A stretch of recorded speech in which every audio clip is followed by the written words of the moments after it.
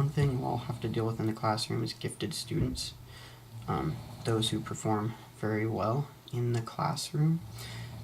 One big problem with this is that a lot of times these kids aren't noticed, especially in larger classrooms. The larger the classroom, the harder it is to notice people who really are at a lower grade level than they should be, or a lower content level, I should say. And a big implication of this is that if it's not noticed, if the learning experience for them isn't adjusted, they will, for the most part, within a few years, adjust their intelligence down to everyone else, and it will kind of be wasted. So it's really key to notice it earlier on. There are a couple of options for those who do perform really well. There's two options basically. You can either have them skip a grade or you can modify the material. Skipping grades has been made out to be a very bad thing, and it can have harmful effects on those people's social lives and emotional development. But a lot of times those harmful effects are kind of blown out of proportion. It can be a very good option for other people. Generally, if someone is performing at a higher intellectual level than people their age, they'll also be performing at a higher level of maturity, I guess you could say, or they will just identify more easily with those who are older than them. Basically, I mean, for the most part, the development level matches the intellectual level. And so, skipping grades can be a very good thing. The other option is to modify the material, either through acceleration, just moving them on to harder material, through enrichment, basically just expanding what they learn about any given subject, sophistication, which is making the subject more complex, and then novelty, bringing in new things. The next area we're going to discuss is disabilities, and that is huge. It's a huge issue for all of us who are going to be teachers. And one thing to say before I get into this is that it's really important that we not label them in, I guess, harmful ways. One key thing is to remember people first language, which is like referring to someone as someone who has a disability rather than a disabled person. And it can be hard. It's something you need to get into the practice of, because for those who aren't disabled, sometimes it doesn't seem like a big deal, but it can be. Even just our very language can have a big effect on someone's development and learning abilities. But learning disabilities are definitely the most common type of disabilities within the school system, and it covers a number of impairments, from language processing, phonological processing, which is processing and hearing sounds, visual spatial processing, processing speed, memory and retention, and executive function. So processing is going to encompass most of the disabilities we come across. However, memory, attention, and executive function are both big problems for those who have attention deficit hyperactive disorder, and that's going to be probably the single most common disorder that we come across within the classroom. So it's important that we're very familiar with ADHD. So basically, for those with learning disabilities, reading and math are the two most common problem areas within school subjects. Another one that's kind of outside the school subjects is organization, which is often a problem. So there are multiple strategies for dealing with it. Some of the ones that come up across most age levels are just to keep instructions simple. Don't make it too complex, to really match the content to the person's ability and development level. While in those who don't have disabilities, you have a little bit more leeway. You can provide stuff sometimes that's easier or a big challenge for them. It's important to pay more careful attention to what those with disabilities can really accomplish. And then finally, repetition is a huge one. Once you get into the older levels, you really want to start teaching them how to manage their disabilities. So regulation strategies and how to incorporate organizational behavior and whatnot is big.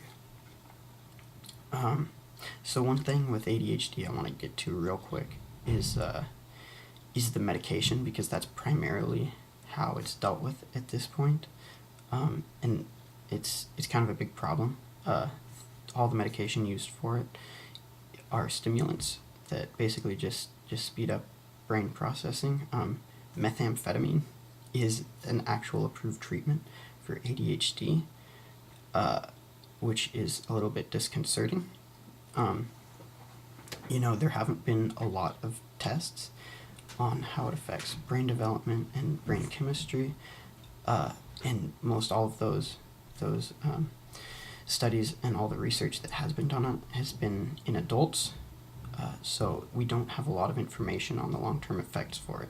Other things to keep in mind is that stimulants work for everyone, so it's not really a treatment for ADHD, it's more a treatment for the symptoms of ADHD, which is definitely good to keep in mind. Their effectiveness decreases over time, and they are a dopamine releaser, so like other drugs, they make you feel good. That means that they are physically addicting, and given that their effectiveness decreases over time, there is a high, risk of addiction, which is unfortunate and something we have to look really carefully at. While they are really effective, I think it's important to keep in mind that if there are other options available, really for any health condition, but especially for ADHD, it's always better to choose the non-medication option. But, as teachers, that's not our choice. So we just need to be aware of the effects of it. Let's see.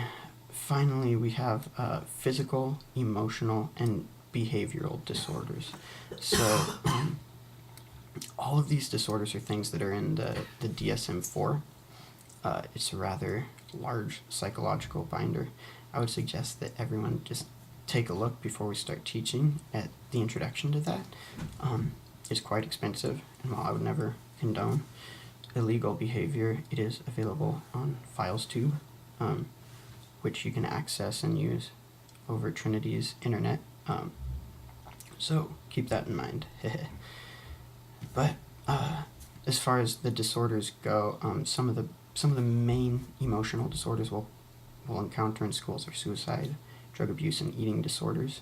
And for these especially, it's incredibly imperative that our students get medical attention, because while for behavioral disorders and learning disorders, teachers can be experts on it.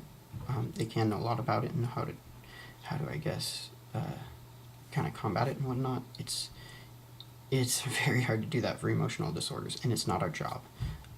We really need to get them to doctors, because there are big health implications for them and for those around them. So just, always keep that in mind. For physical disabilities, it is really important that we make our classrooms accommodating. Basically, the biggest thing is just that the students can access the material. And oftentimes the students with physical disabilities will know what they need, so just communicating with them and their parents about what it is, with the accommodations that they need, is one of the biggest things. Finally, we have the law, and that's really important to keep in mind, to know what our rights and responsibilities are under the law as teachers. So both the U.S. and Canada do have laws in place protecting the education of everyone, and that's specifically aimed at those with any kind of disability. And this basically covers 3 characteristics: that everyone has the right to non-discrimination, to equal opportunity, and to equal outcomes. For those with disabilities, this often means that they will need differential treatment. And so then inclusion is part of that. So many of these students will be included in our normal everyday classrooms.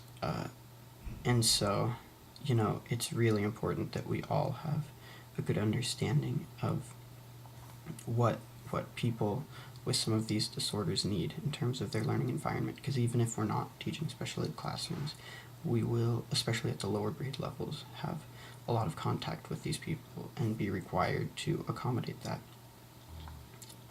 So, it's really important that we keep all of this in mind, that we know all this info, but especially for those of us going to teach elementary school, or primary school rather, it's important that we know all of this stuff really well. Anyways, thanks again, guys. I really appreciate this. Sorry for rambling on for 25 minutes. Didn't realize it would be this long, but hope you have an excellent weekend. Bye.